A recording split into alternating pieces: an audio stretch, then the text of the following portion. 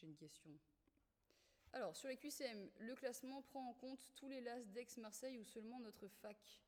Alors, sur les QCM de vitamines, c'est tous ceux qui font... Je sais pas exactement ce que tu veux dire. Mais en gros, sur les QCM de vitamines, c'est tous ceux qui font les QCM de vitamines qui sont classés. Et ensuite, même le jour du concours, vous êtes classé entre l'AS de Marseille. Après, si tu peux spécifier ta question, Lucas, ça serait top. Enfin, si c'est les QCM de vitamines ou si c'est les QCM jour de l'examen classant. Bon, Lucas va nous répondre plus tard. Du coup, la NAT. La NAT, ce qu'il faut absolument que vous utilisiez, c'est un logiciel d'anatomie en 3D.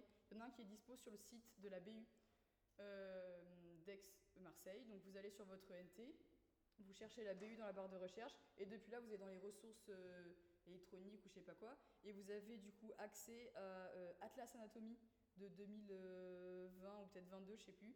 Et là, c'est pareil, vous avez tout le corps humain en 3D, et c'est absolument indispensable pour checker l'anatomie. Sinon, franchement, de comprendre que sur des plans, que sur du 2D et imprimé, c'est qu'il y a un peu plus galère. Voir en 3D, c'est beaucoup plus simple pour vous.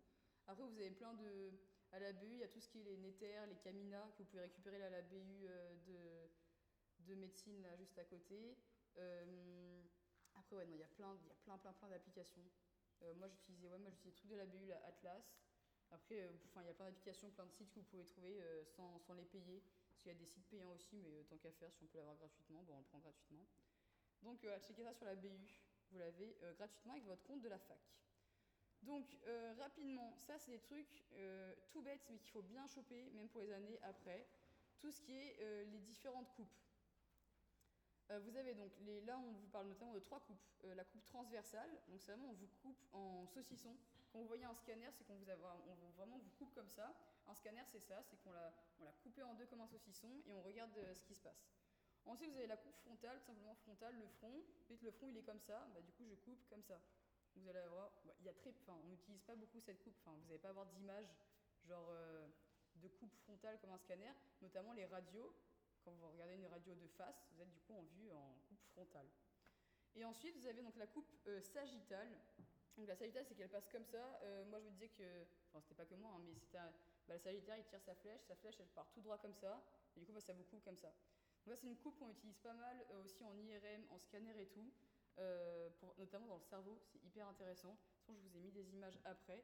Mais donc voilà, pour ces coupes-là, notamment quand vous avez les cours sur l'innervation, les cours sur l'innervation qui ont changé là, de l'AS 1, vous avez pas mal ça. Le prof il fait vue frontale, vue sagittale de tel truc et tout. Donc ça, bien comprendre qu'est-ce que c'est. Ouais. Juste, est-ce qu'il y a des cours qui vont encore changer? Non. Si vous pouvez imprimer, il n'y a plus rien qui change. On a checké. Et pour le cours de l'innovation, ouais. Il y a marqué HC, Ouais, c'est qu'il est hors concours. Il n'y en a plus que 3 maintenant. Genre, en fait, pour la petite histoire, c'est que la fille du prof qui a fait les cours, elle est en LAS. Et du coup, elle n'a pas le droit d'avoir les cours de son père. Et du coup, ils ont changé. Donc le prof a changé et donc le cours a changé. Mais donc là, c'est bon, tout est bon. Le S2, ça n'a pas changé. Là, on est en train de relire les cours pour être sûr qu'il n'y ait pas genre, des images qui soient en Y dans le cours. Mais le S1, tu peux tout prendre et normalement, le S2 n'a pas changé non plus. De toute façon, vous pouvez checker avec la date genre de la vidéo. À partir du moment, si c'est 2024-2025, c'est un peu la loose. Mais si c'est genre 2020 ou 2021, c'est que ça n'a pas changé depuis 3 ans parce que ils ont globalement un peu la flemmasse. Et de toute façon, les cours sont les mêmes. Ok, ça par exemple, c'est quoi comme coupe? Ouais, c'est ça, saucisson. Et du coup, on appelle ça une coupe horizontale, ouais, ou transversale. Ok, donc ça clairement, on est sur une image de scanner. Vous aurez largement le temps de les voir dans les années supérieures, notamment en médecine. Donc là, on l'a coupé, bam, comme ça. Ensuite, j'ai pas passé pour eux. Ça, c'est une coupe, ouais, voilà, c'est sagittal. Donc là, vous voyez bien le cerveau. Bah tiens, parfait pour l'appareil de l'innervation. Donc là, vous voyez bien le cerveau, vous avez tous vos ventricules, les noyaux codés, tout ce qui est. Là, est-ce que vous vous souvenez comment ça s'appelle à toute cette partie-là qui est dans le cerveau, tout ce que j'entoure là un peu? Vous savez, il y a le télencéphale et il y a le. Voilà, diencéphale. Avec tous les noyaux gris et tout. Ça, c'est une coupe classique que vous verrez et vous reverrez à balle. Là, en bas, ici, c'est le. Vous voyez ce que c'est ou pas? Ouais, c'est ça exactement, le cervelet. Et là, ensuite, quand on descend, on va avoir toute la moelle spinale et tout, et bam, bam, on descend. Donc ça, exactement, c'est une coupe sagittale que vous pouvez avoir en IRM, en scanner et tout. Les radios du cerveau, on n'en fait pas des masses parce que ça irradie vachement et tant qu'à faire, on va éviter d'irradier trop les gens. Ça, c'est quoi comme coupe? Bon, c'est un schéma, mais ça montre quoi comme coupe? Là, je l'ai coupé comment, mon cerveau, là? Ouais, exactement. Là, on l'a vraiment coupé comme ça. Ça, c'est une coupe, je crois que je me demande si le prof, il en fait pas une comme ça. Elle est intéressante, elle est hyper intéressante pour vous. En fait, au moins, vous voyez tous les noyaux qu'il y a. Donc, tous les noyaux codés, et vous comprenez bien aussi ce truc d'enroulement du cerveau. C'est le prof qui vous dit ça, que le cerveau, il s'enroule, ce qui fait qu'il y a des fois, on retrouve des structures. Donc des coupes comme ça peut être hyper intéressant. Même vous les reverrez. Moi encore, en 3e année de médecine, je revois encore des coupes comme ça. Donc si vous pouvez les connaître bien en LAS 1, c'est du temps gagné pour après. Donc parfait, c'est bien une coupe frontale. Ensuite, cette notion-là, convexe concave, qui a compris? Ok, royal. Vous avez eu le déclic, vous avez enfin compris. Oui, il m'a fallu un déclic. Donc convexe concave. En gros, le convexe, vous avez une courbe qui est vers l'extérieur, ça vous fait une bosse, c'est genre un dos d'âne. Et ensuite, vous avez le concave, vous avez le mot cave dedans, donc imaginez que ça fait genre un trou. La courbe elle est vers l'intérieur, ok? Ça vous fait un trou. Genre là, par exemple, dans ma main, là vous avez du concave, et du coup là, vous avez du convexe. Ok? Ouais. Mais concave vers le haut, c'est vers convexe. Ah, voilà. Ça, c'est toute la difficulté. C'est qu'en fonction de. Bah, là, par exemple, tu vois, tu as concave vers là. Là, ça fait concave, mais vers là, ça fait convexe. Donc, c'est vrai qu'en fait, en fonction de comment tu regardes ton os, il est concave ou il est convexe. Regarde, on a un exemple juste après. Là, on a. J'allais vous demander ce que c'était, mais il y a vraiment écrit la clavicule, donc ça devrait aller. Là, vous avez la clavicule. Donc là, on va vous dire quoi? Ça, c'est vraiment. Là, je l'ai tiré de votre cours. Donc on vous dit nana, à la partie interne, l'extrémité sternale, donc ici, qui s'accroche au niveau du sternum, donc le manubrium sternal, donc le sternum, quoi. Bord antérieur super, qui a une convexité médiale. Donc là, c'est convexe ici. Et médial, vous savez ce que ça veut dire ou pas? Ouais, c'est ça. En gros, médial, c'est en fonction de si vous vous déplacez vers là ou vers là, quoi. Donc en latéral, c'est tout ce qui va être par là-bas. Et dès que vous vous rapprochez du milieu, c'est tout ce qui va être médial. Donc là, comme on est au niveau, ma clavicule elle est ici, comme je suis au niveau donc, du médial, du centre on va dire, et ben je suis convexe. Vous le sentez très bien en fait. Votre clavicule c'est trop bien, vous pouvez la sentir. Là vous sentez très bien que c'est convexe, ça vous fait une bosse là, vers là, vous voyez. Mais du coup de l'autre côté, si j'ai une bosse ici, donc je suis convexe ici, là du coup je suis concave. Vous voyez. Donc là elle est bien convexe en avant. Comment? Là l'acromion il est là. Il est vraiment là l'acromion. Excuse-moi, ouais, pardon. Et, attends, mais du coup dans le cours. Oui, putain, bien vu, on est sur une vue supérieure. Bien vu, bien vu, bien vu. Bah, tu vois, je me suis fait avoir. Donc, on est. Donc là, on va reprendre comme ça. Donc, attends, on est où là? Voilà, ok, c'est bon, c'est bon, c'est bon. J'y suis. Donc là, vous pouvez le sentir sur vous. Ça qui est pratique avec la clavicule, c'est que s'il y a un truc qui tombe, c'est un peu bizarre de se palper la clavicule pour un examen, mais en vrai, ça peut sauver des vies. Donc, vous checkez et tout. Là, vous sentez bien qu'il y a une bosse, et ensuite, c'est en forme de S, la clavicule. Donc là, on a une bosse, et après, hop, ça revient en concavité. Ok? Concave, à chaque fois, j'ai un trou. Est-ce que vous voyez ce que c'est l'osioïde ou pas? L'osioïde, ouais. L'osioïde, il est par là, enfin, il est en gros. Enfin, là, on le voit pas en fait, notre osioïde, mais il s'accroche avec la mandibule qui est là. Et lui, pour le coup, c'est un fer en cheval, comme ça. Donc, il a vraiment cette forme-là. Parce que pour cette forme-là, donc là, il a cette forme-là, donc on voit bien, il est convexe en avant. Vers l'avant, il fait une bosse. Ok? L'osioïde, c'est le mieux pour comprendre, en vrai. J'ai pas un. Là, regarde. Ton osioïde, c'est comme si c'était genre un fer. Bon, je sais pas dessiner en plus, mais. En gros, c'est un fer à cheval quand tu le regardes par-dessus, comme ça. Donc là, ça me fait une bosse vers l'avant, donc je suis convexe en avant. Tu vois? Tu vois? J'ai une bosse, ma bosse, elle va vers l'avant. Et du coup, vers l'arrière, je suis concave. Parce que ça me fait un creux vers l'arrière. Il faut un peu avoir le déclic, tu vois. Il faut que tu t'entraînes avec ça. Mais l'osioïde, il est hyper parlant là-dessus, parce que vraiment, avec cette forme-là, tu le vois bien, quoi. Vers l'avant, ça me fait une bosse, je suis convexe. En fait, à la limite, tu retiens genre une orientation, que vers l'avant, c'est convexe, et du coup, forcément, vers l'arrière, c'est l'inverse. Tu vas pas avoir, tu veux pas avoir comme là, comme ça, ça te fait un, comme c'était un rond, quoi, mais ça fonctionne pas pour la osioïde. Je sais pas si tu vois ou pas. En vrai, il faut s'entraîner. Vas-y.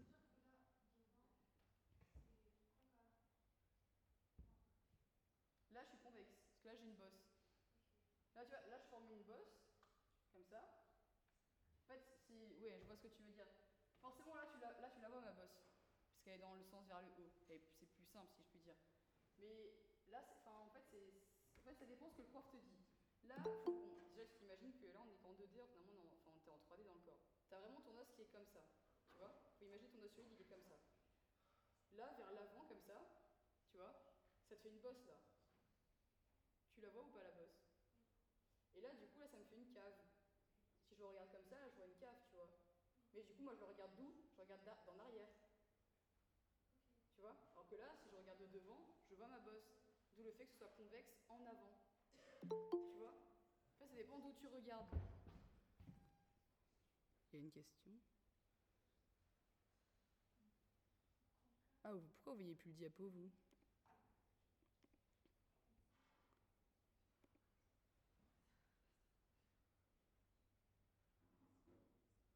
Attends, c'est bon là, normalement, le diapo, c'est bon? Est-ce que tu vois ou pas? Un peu. Non, en vrai, franchement, c'est un peu chiant, mais il faut avoir le déclic. Moi, je vais tout de suite en passe. Mais tu vois ou pas? En fait, faut que tu te dis d'où est-ce que tu regardes. Là, je vois en arrière, bah là, je vois que ça fait un creux. Ça me fait une cave, donc c'est concave. En avant, là, je vois bien que ça me fait une bosse. Là, tu vois, c'est pareil, ta clavicule, là, tu vois bien que ça te fait une bosse. Tu vois? Tu le sens en plus. Tu vois ou pas? Bon, de toute façon, le FaceTime, là, mardi, on en reparle. Donc, faut que tu viennes mardi. En gros. Bon, il est 11. Donc, c'est la fin. Je suis en retard, mais j'ai pas fini. Mais c'est pas grave. Je vous mets le diapo à disposition.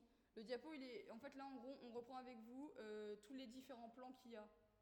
Mais c'est déjà ce qu'on a évoqué tout à l'heure avec la coupe ici. Donc, bref, soit en vision, on vous mettra le diapo sur le forum, là, soit dans la journée, soit demain, peu importe, pour que vous l'ayez et que vous puissiez checker ça. Mardi à 18h, il y a le premier FT d'Elas. On reprend l'anatomie, donc les bases et tout, et on reprendra ça aussi si vous avez des questions dessus. Donc on pourra reprendre le concave, le convexe et tout. Mais en gros, essayez de retenir cette diapo-là pour le concave et le convexe. Voilà. Globalement, c'est ça. Est-ce qu'il y a des questions ou pas? Même pas de. Vas-y. Moi, juste pour des schémas en anat, Ouais. des fois c'est hyper détaillé sur les PDF. Ouais. Les ils en parlent pas. Du coup, on apprend ce qu'il y a dans la vidéo ou les schémas. Ouais. Vraiment, la vidéo, c'est ce qui fait foi. Ouais, vraiment, c'est la vidéo. Après, tu vas voir, en fait, à force de voir ton schéma, au final, tu vas les retenir. Bien sûr, il y a des schémas hyper complexes dans les PDF avec plein de détails. Ouais. Et ils en parlent pas dans la vidéo. S'il n'en parle pas, c'est que ça ne tombera pas. Vraiment, ce qui fait foi, c'est la vidéo du prof. Après, si jamais, envoie toujours un mail. Mais vraiment, lui, son support de cours, c'est la vidéo. Donc, il n'y a que ça. Et si le prof vous met des PDF, genre des cours et tout, qu'il donne lui, ou genre, je sais que pour l'innovation notamment, il vous a mis un PDF avec des schémas. Ça, c'est des trucs qui peuvent tomber, quoi. Tout ce que vous donne le prof, c'est son support de cours, donc ça peut tomber. Bah, par exemple, là, il reprend un schéma du PDF qu'on a sur Anotis. Ouais. Il parle pas de tout. Bah, honnêtement, enfin, logiquement, c'est. Ouais, logiquement, c'est vraiment que ce qu'il dit dans la vidéo. Et ça, c'est pour toutes les vidéos de. Ouais, vraiment, ce qui fait foi, c'est la vidéo. Sauf si, genre, le prof, tu vois, il dit ok, voilà, ce qui fait foi, c'est le poly que je vous ai envoyé. Mais, tu vois, mais voilà, non, enfin, lui, son cours, enfin, le cours, c'est la vidéo. Voilà, donc c'est ça qui fait foi. Est-ce qu'il y a d'autres questions ou pas? De tout type, oui. Est-ce que pour les autres matières, vous conseillez de regarder toutes les vidéos ou juste les cours du maths aussi? Honnêtement, au moins une fois toutes les vidéos. Après, tu vois ce qui te sert ou pas. Anatomie, n'hésite pas à les regarder plusieurs fois. Parce que vraiment, le prof, il fait le schéma en même temps. Enfin, il n'y a rien de mieux, tu vois. Genre, il fait le schéma en même temps, il t'explique et tout. Mais après, ça, il y a pour des matières. Il y a pour certaines matières, tu n'auras pas forcément le nom de revoir 8 fois la vidéo. Moi, en LAS 2, j'avais revu que le prof qui parlait beaucoup, là, le professeur Lecause, qui parle, et le mieux, c'est de l'écouter parler plutôt que d'apprendre son cours écrit. Donc, au moins une fois pour être sûr. Voilà. Parce que des fois, les vidéos, elles font 1h30. Je sais que le cours, je peux le finir toute seule.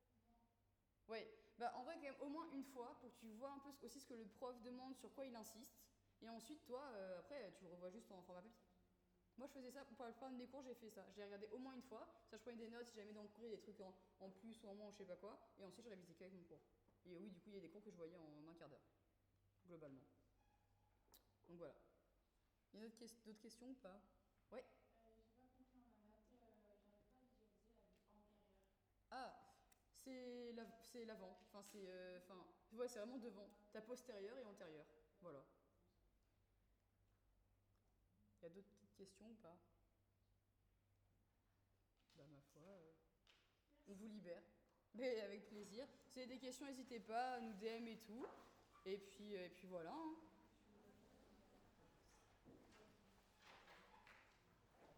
Est-ce qu'en visio, alors les FT c'est 2 heures maximum, mais après, si jamais on a fini avant, vous avez plus de questions, ça peut être plus rapide. Les FaceTime, oui, on les rediffuse. Si vous avez cours et tout, pas de souci, oui, on enregistre tout, on rediffusera tout, Luna, sans souci. Donc voilà. Je peux les mettre en fois. Est-ce qu'il y a encore des questions ou pas pour la visio? Au revoir, merci, bonne journée. Ça passe. D'accord. Vous m'entendez pas là? Au revoir, merci. La visio, vous m'entendez ou pas? C'est comme il y a tout le monde qui... Ok, c'est bon. Du coup, pour les FT, si jamais vous n'avez pas entendu, ça dure 2 heures maximum, mais on essaie de faire un peu plus court pour vous. Et oui, tout est rediffusé. On enregistre, on rediffuse tout sans souci. Donc voilà. Et ensuite, du coup, pour reprendre ta question, je crois que tu m'as répondu, Lucas, mais t'es classé...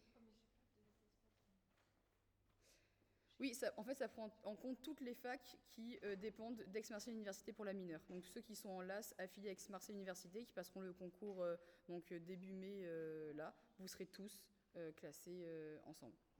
Voilà.